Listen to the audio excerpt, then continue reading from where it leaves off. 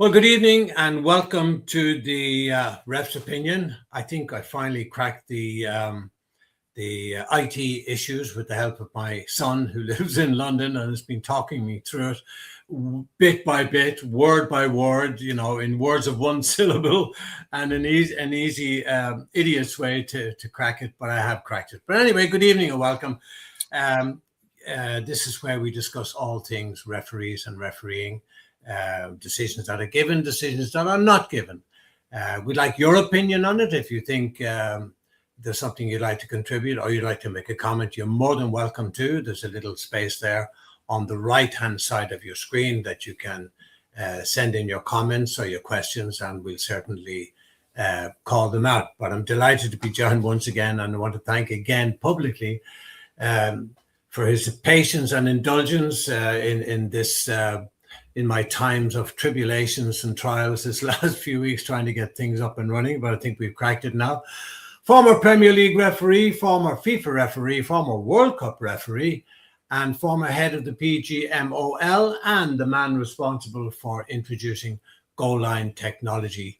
Keith Hackett, I think we're back up and running again, and thanks for your indulgence and your patience. Pleasure. Thanks, Keith. Okay, the World Cup is on, as if you didn't know, and lots of things happening in it. A few things Keith sent me during the week that he had picked up. But I want to start with the one, and just to close off on this, the referee from Somalia who was refused entry into the United States for their own reasons, and we're not going to get into political debates about it, but very, very sad time. And I must say, the guy being interviewed really was very, very dignified in the whole thing and said, well, I look forward to the next World Cup in 2030, and I'm sure he will be there. But the good news, Keith, is that he won't lose out. He'll lose out on participating, of course, and he would love to have. But the good news is that he won't lose any money. Yeah, I think that it was a shame. I mean, when you consider the elation that referee and his family and all his colleagues in that country have gone through, the honor of representing his country at a World Cup, it's a terrific achievement for any match official. And to be refused entry, it's just, I'm still annoyed with it. I mean, I watched the planes arriving. Iran are going to play. America are at war with Iran, but they're being allowed to play, and I think the referees should have been allowed to play. It teaches every referee that picks up the whistle this one incident, and this is the comment that you've already referred to. We as referees, all of us at times, have difficult periods in our career. We have knockbacks, we have disappointments, and we feel for those disappointments. They outweigh often the elation that we get when we're appointed to a big game. And I really, really liked that this referee was saying to himself, I'm going to reset and start again. And that is absolutely the right response. There are referees this year who've not received promotion, missed it by a whisker. Some will think, I'm going to pack in. Please don't.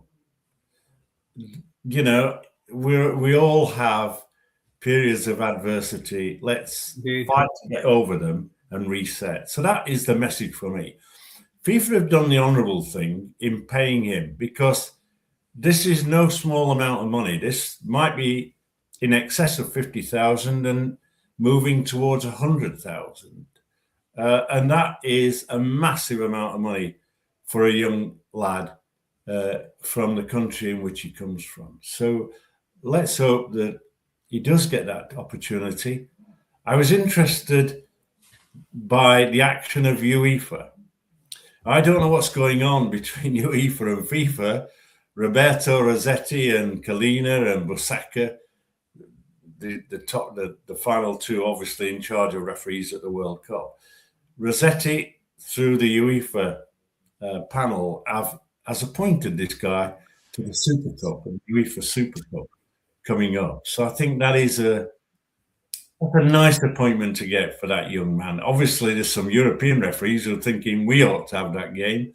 And I've no doubt that one or two of them will be disappointed. But in reality, I think what UEFA have done is recognised the disappointment and perhaps moved a fraction towards rewarding the official for the dignity in which he handled the problem. Isn't that small consolation though, Keith? And then on the other hand, isn't it also a recognition by UEFA anyway that what has happened to this young man was totally wrong? Even though he wasn't allowed in, even though they had given him a diplomatic passport, which would have had him immune from any form of interference. If he was on a normal passport, maybe you could see some justification. You couldn't condone it, but you could see the reasoning for it. But the fact that he was on a diplomatic passport, that should have given him free access. And the fact that he had been selected months before, and they must have run the rule over all of these referees. Yes. How did that slip through the net?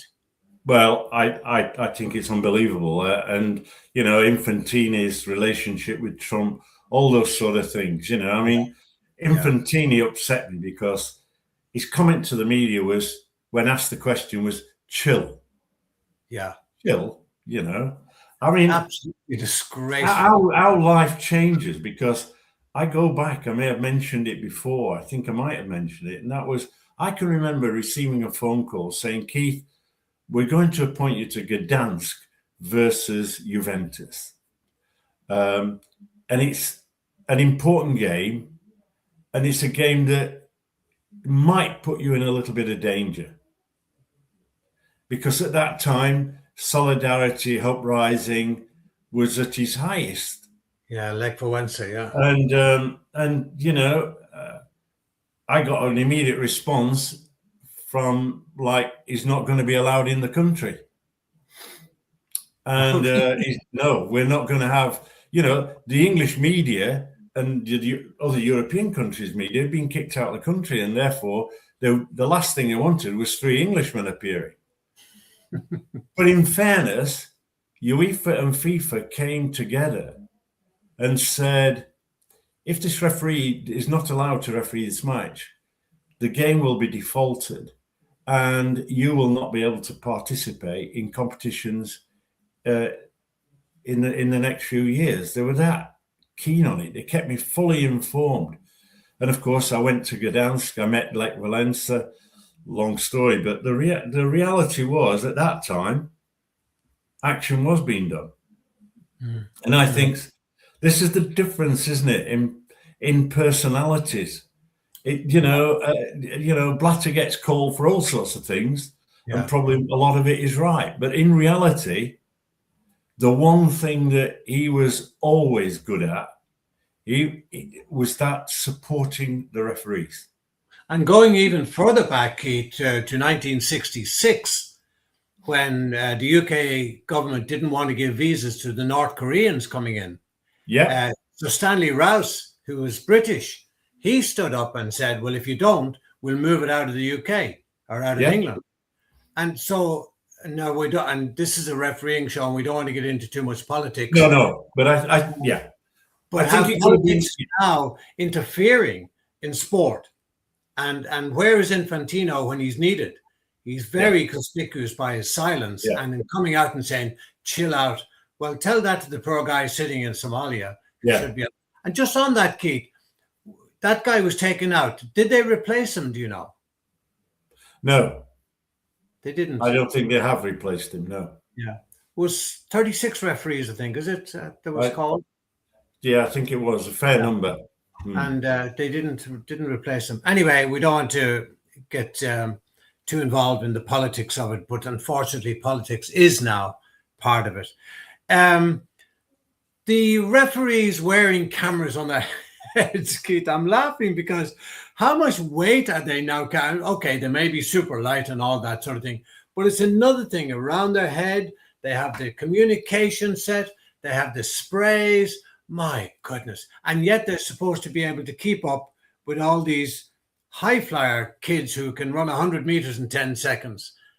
It's just ridiculous, the amount of stuff now referees. And what is the purpose of it? Yeah, well, I mean, it's for the media, isn't it? I mean, I genuinely believe that this is a no-no.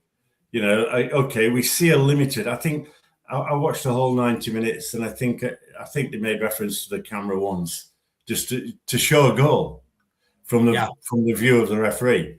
And I think the referee was De Bleeker, the Dutch referee, who was ideally positioned. And I'm thinking it did solidify the fact that here's a referee who's worked hard, and in educating other referees about movement and positioning, this would be an ideal clip to use.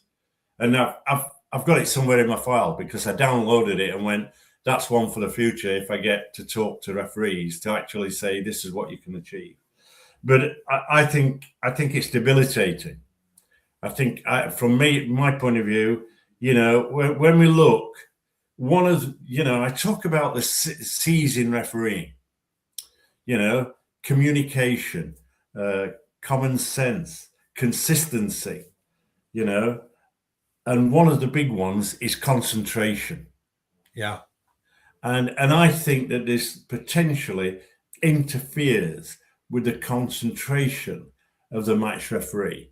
And you're right to point out he's carrying an earpiece, so he's listening to his colleagues or VAR.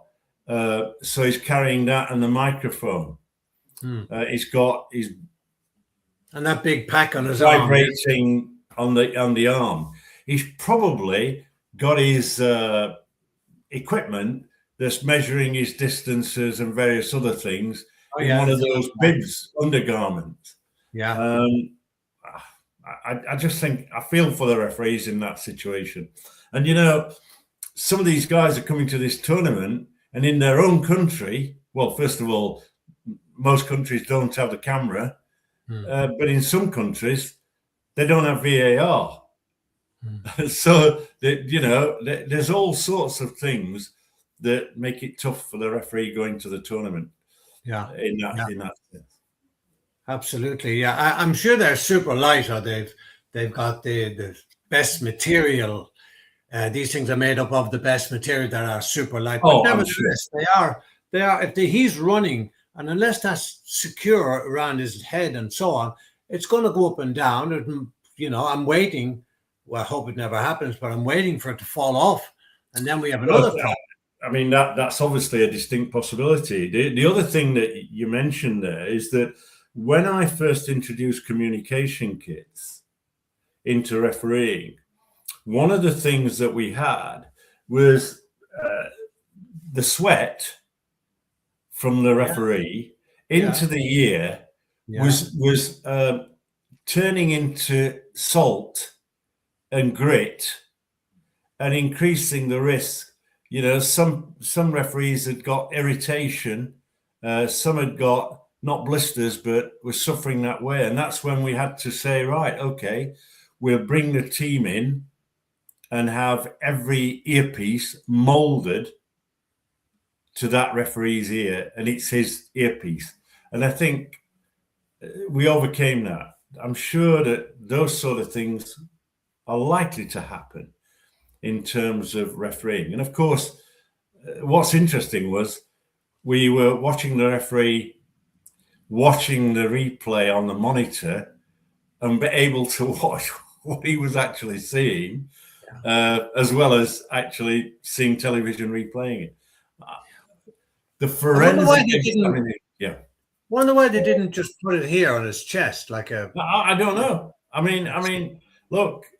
You know, I mean, at grassroots level, we've now got young referees, or referees, should I say, wearing body cameras as a means of protection against assault and verbal assault, and they have acted as a deterrent, and I think good on them.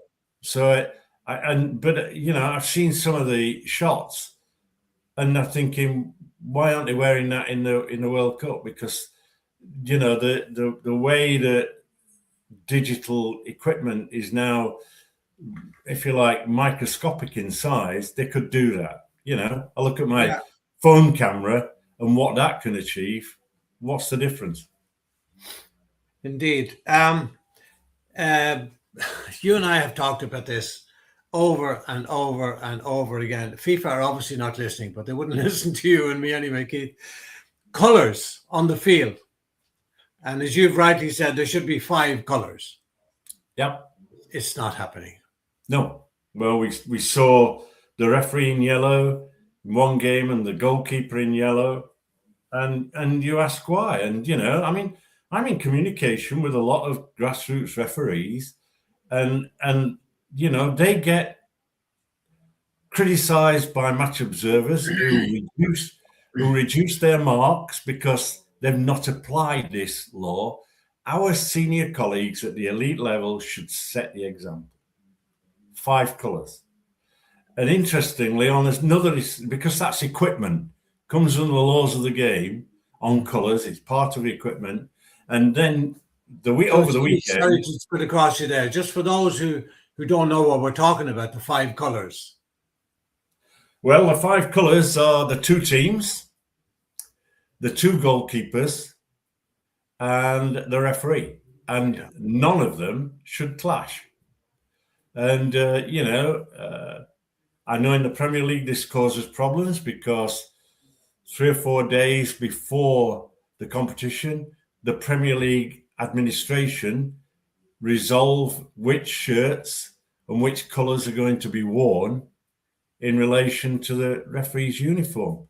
And I you know, they bounced the law. And then, of course, we've got this other incident that's been sparked a lot of interest. Was a particular player this weekend wearing shin pads? And you know, the sock looks as though it's rolled down to the ankle, well low. The shin is completely and utterly exposed. So again, a reminder: equipment. It does say quite clearly that shin guards must be worn, and the responsibility of the size of the shin guard is with the player. Isn't that absolutely ridiculous? I think, and the shin guard must be covered by the stocking. So what we've got here is, I think, in the tunnel, it doesn't mean that the referee or his colleagues, the 2 assistants, should not check the players. And I think they should check that they have got a shin guard. Even if they're a mini shin guard, I think they should check. And and I think in this situation on the field of play, in the game, I would have stopped. I would have stopped and examined that particular player. I would have said, right, okay, where's your shin guard? Well, in my day, and possibly in your day as well, but certainly when I was in South Africa and refereeing in their Premier League, we always went in. When I say we, the 3 match officials, the referee and the 2 assistants, we'd go into the dressing room to check the players' equipment, the studs, the shin guards, the rings and all that. But referees don't seem to be going in or even allowed to go in now to dressing rooms. Surely that's, if that's happening, surely that's a step backwards. And now they're checking them in. How do you check them then when they're standing in the tunnel? Because now they're ready to go out on the field and you see there's a problem with the colours or something. How's it going to change? Well, I think it's quite reasonable for a check to be done. And if a player doesn't comply, you say to that player, off you go, mate, and get your equipment. That doesn't stop me marching out on the field, listening to the national anthems, and that player's got a degree of time. But he's not going to be allowed on the field of play until my assistant referee has checked that he has applied his uniform. It's the same with jewelry. Can you remember? It's only a few years ago when wedding rings had to be removed and all sorts of jewelry had to be. And now they're saying if it's taped up adequately and not a danger, then it's okay. And I'm thinking, who's in charge of these decisions? Because all they're doing is making life more difficult for the young referee at grassroots level. Yeah, I know certainly South Africa, and I'm saying that because I've been there and I've experienced it. They have a pre-match meeting with the team officials, not the players, but the team officials. They bring in the team colors, they bring in the goalkeeper's colors, and the two teams are there together. So they lay them out to see that there's no clash. And all of this is done with the match inspector or match commissioner before the game. So there's never a clash. And it's done out of the sight of the public, out of the sight of anybody watching, but done very, very professionally. And honestly, I have to give credit to the Premier Soccer League in South Africa for the way they conduct these things. And that's every single game. Every single game. Big games or small, every game. I mean, that's what used to happen in UEFA. UEFA had exactly the same process. 10 o'clock meeting in the morning, well in advance of the game. If there were any problems, the match delegate, the UEFA match delegate, was provided with a camera. If there was anything that was dodgy or doubtful, i.e., you know, they were very particular about the size of the adverts that could be used, where those adverts had to be placed, if, you know, particularly around goalkeepers' gloves. I think those things, you know, I think some of the relaxation by the IFAB and FIFA on these things have made life just a touch more difficult for the referee, not made his life easier. Yeah. And then we come in and we say, you know, why is one of the goalkeepers wearing yellow? I have heard it said that doesn't matter if both goalkeepers are wearing yellow because they're at either end of the pitch. But as we have seen now much more regularly, particularly towards the end of the game, if a team is behind, they'll send their goalkeeper up as an extra attacker. Now you've got two guys in the same color. Yeah. And you potentially both in all yellow or yellow, black, and yellow, but looking very, very. How does the referee decide who can handle the ball there from a corner kick and who can't? You know, it's just. I think, you know, I mean, when we look at the World Cup, of course, one of the other areas that can catch a referee out if he's not careful, and that is the water breaks. You know, you can the game's going well, you've 20 odd minutes and it's okay, and then you have a water break and the management team of the club suddenly get in. I mean, this is about advertising. This is about, you know, the move, I think, by the governing body to say, actually, what we're going to do is we're going to move the game from 2 halves to 4 quarters, because that's effectively what's happening. And of course, what that does is it allows television mid-game to come in and play the ads for 3 minutes. And you know that's taking place because on one of the games, sorry, I can't quote it, the restart of the game was delayed because television wasn't ready. Because we're still running out in the US. You know, I mean, look, why 3 minutes? Who comes up with these things? I mean, why don't they have a golf cart? That's like, I'm not suggesting it's a tea trolley, but it's a golf cart that's equipped with water and it shoots out to the middle, parks itself at the halfway line inside the centre circle, and no managers and no coaches are allowed on the field of play. Have the drinks and shoot that car off at 60 miles an hour off the pitch, and you've had your drinks break. And let's say you got 1.5 minutes, 2 minutes max. That's it. I can see something happening here, Keith, and I hope the referees or the match officials or the match delegate are being very, very on the ball. What's to stop either team throwing in another player instead of somebody else? The other side of that, and that's a good point, the other side is, let's say you've given a controversial penalty kick in one of those quarters. You know, we train referees, don't we? We say, look, don't promote confrontation. Eye-to-eye contact will give you the route to confrontation. Sometimes, putting it bluntly, get your backside out of the field and up the field of play away from the confrontation. Yeah. the person that's dissenting or whatever. But what you're doing here is you're inviting the referee and his colleagues, let's go and have a bit of a drink up near the technical area. They're all together and you think, oh my God, this is going to blow. You know, when we get down the competition, I can remember refereeing in Guadalajara a game involving the Dutch. And they were playing, I think, Brazil. And the Dutch were expected to win, and they didn't. And we got about 5 minutes to go, and all hell broke loose, which resulted in me issuing 3 red cards to the Dutch players. One who took a swipe at me, believe it or not. Oh, and Blatter was present at that particular game, and was very complimentary afterwards. But the reality is that at times when a team, towards the end of the competition, is now not going to win the trophy that they expected, they're going home, to hell with it, discipline goes, and then you get the spark and the problems.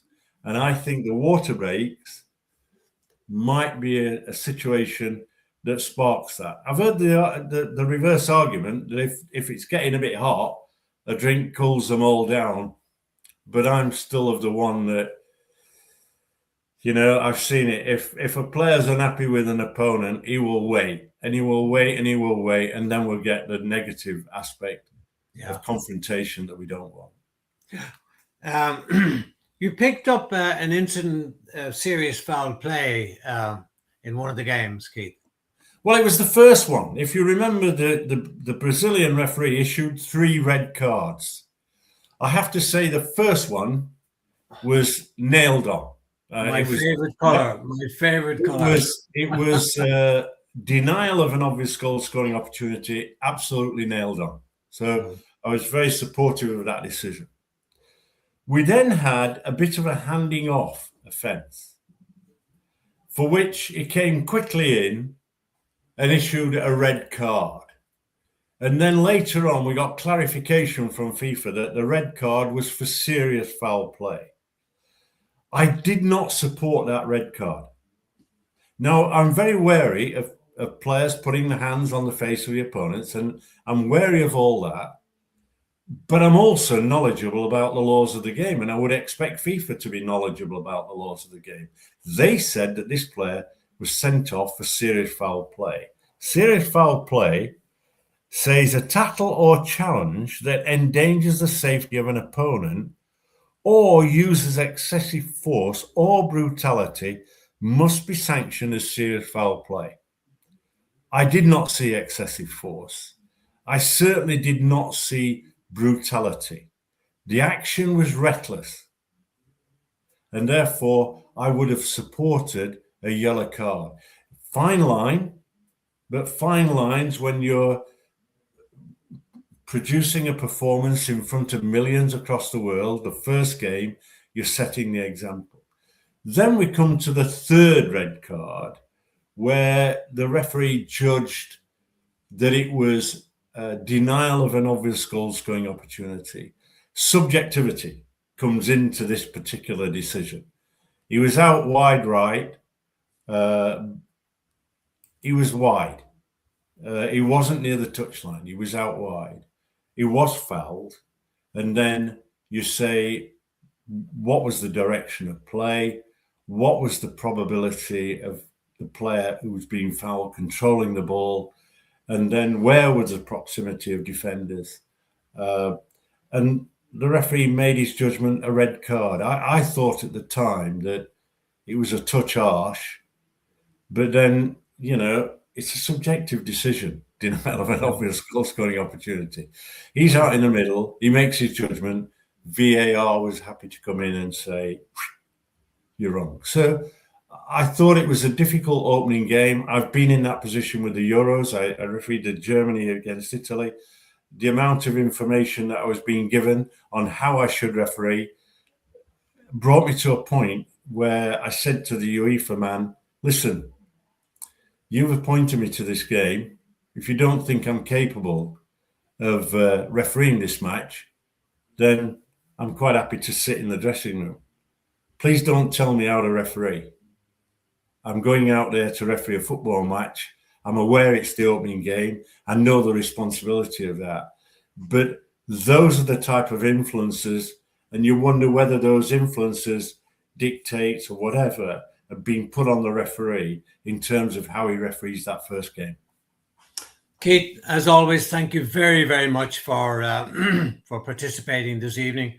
And thank you out there for watching. And we'll do it all again next Monday night, when I'm sure there'll be lots more incidents with lots of probably 4 games every day almost now being played. Yeah. We'll have lots more incidents. So until next Monday, same time, 8 o'clock. Good night and God bless. Thank you, Keith. Good night.